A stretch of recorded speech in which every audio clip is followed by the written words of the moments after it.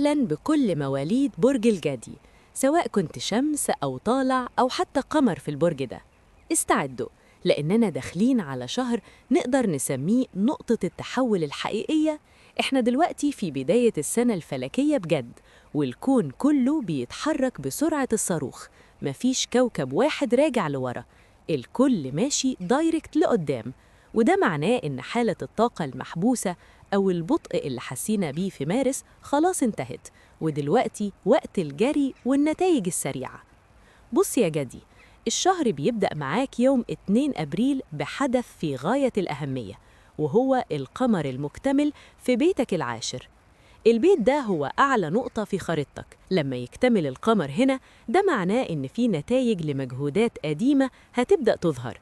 ممكن تخلص مشروع كبير كنت شغال عليه، أو تاخد تقدير وتكريم كنت مستنيه، أو حتى تجيلك لحظة تنوير كده تخليك فاهم بالظبط إيه خطوتك الجاية في شغلك. البداية مبشرة جدا، وفيها طاقة وضوح وإنجاز هتفضل مكملة معاك طول الأسبوع الأول من إبريل. بس خلينا ندخل في العمق شوية. انت كل الكواكب متركزة في مناطق الزوايا في خريطتك، ودي يا جدي هي عمود الخريطة الفلكية، الأماكن اللي بتغير الفصول في حياتنا. ده معناه إن أبريل بالنسبة لك مش مجرد شهر عادي، ده شهر تغيير جلد.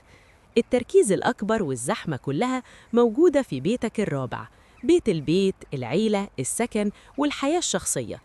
تخيل إن في 5 اقترانات كوكبية بتحصل في برج الحمل وفي بيتك الرابع بالذات. ده معناه بدايات جوه بدايات. ممكن تلاقي نفسك بتاخد قرارات جدية جدا بخصوص مكان سكنك.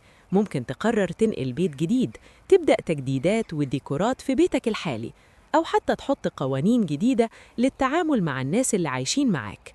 الطاقة هنا بتدفعك إنك ترتب بيتك من جوه عشان تعرف تنطلق لبره. لكن لازم نكون صرحاء، في ميكس قوي ومحتاج تركيز هيحصل بين زحل والمريخ في نفس المكان ده. زحل ده كوكبك الحاكم يا جدي، والمريخ هو كوكب الطاقة والاندفاع.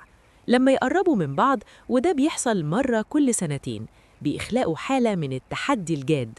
ممكن تلاقي نفسك شايل مسؤولية كبيرة تخص حد من أهلك، أو التزام جديد ناحية أولادك لو أنت أب أو أم. التحدي ده مش معناه حاجة وحشة، بالعكس، ده معناه إنك بتبني حاجة للمستقبل. ممكن تكون بتبني بيت، بتأسس عيلة، أو حتى بتاخد خطوة كنت خايف منها زمان، ودلوقتي المريخ بيديك الشجاعة إنك تقتحمها وتنفذها مهما كان المجهود اللي محتاجاه. خد بالك بقى من الفترة من 17 ل 21 إبريل، دي ذروة الشهر. هنا بينضم ليهم عطارد كمان، بقى عندنا زحل والمريخ وعطارد كلهم في نقطة واحدة مع قمر جديد في برج الحمل. الفترة دي ممكن تحس فيها بضغط أعصاب، أو تلاقي مواجهات وصراعات قوة جوه البيت أو مع ناس قريبين من قلبك.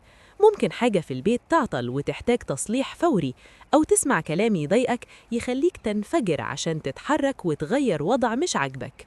النصيحة هنا، بلاش تهور في الردود، وخليك حذر وانت بتسوق أو بتتعامل مع معدات تقيلة في الأيام دي.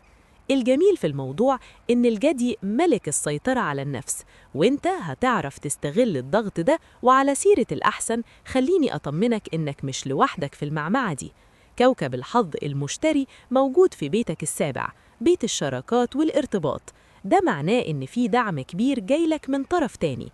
لو انت مرتبط، شريك حياتك ممكن يكون هو طوق النجاة، أو هو اللي بيساعدك في التغييرات اللي بتعملها، وممكن هو نفسه يحقق نجاح أو ترقية تنعكس عليكم بالخير. ولو كنت سنجل، فالمشتري هنا بيفتح الباب لظهور شخص مهم في حياتك، أو بداية شراكة عمل قوية جدا هتستمر نتائجها معاك لحد شهر يوليو. ومش بس كده، كوكب الزهرة الرقيق موجود في بيتك الخامس، بيت الحب والهوايات والاستمتاع. والزهرة في الثور يعني في قمة قوتها وجمالها.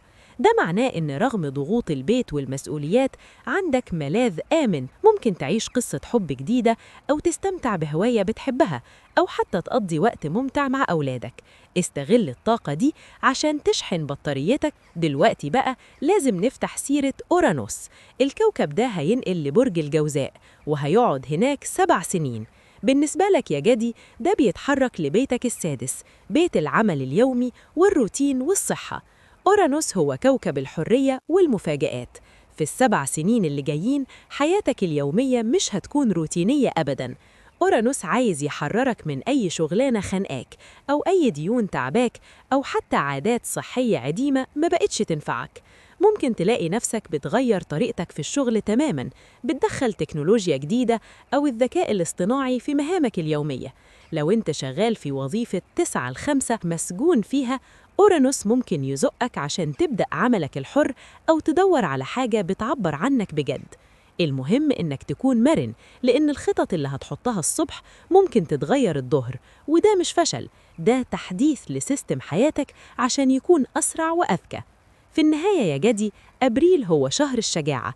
أنت بتزرع بذور لمرحلة جديدة كلياً في حياتك الشخصية والعملية. التحديات موجودة طبعاً، بس أنت جدي يعني صخر، والتحدي هو اللي بيصنع نجاحك. ركز في بيتك، اسمع لشريكك، وادي لنفسك مساحة من المتعة والجمال مع الزهرة. والأهم من ده كله، استعد لسرعة أحداث ما شفتهاش من سنين. أبريل هو بدايتك الجديدة، فيا ترى إيه أول قرار هتاخده عشان تغير روتينك؟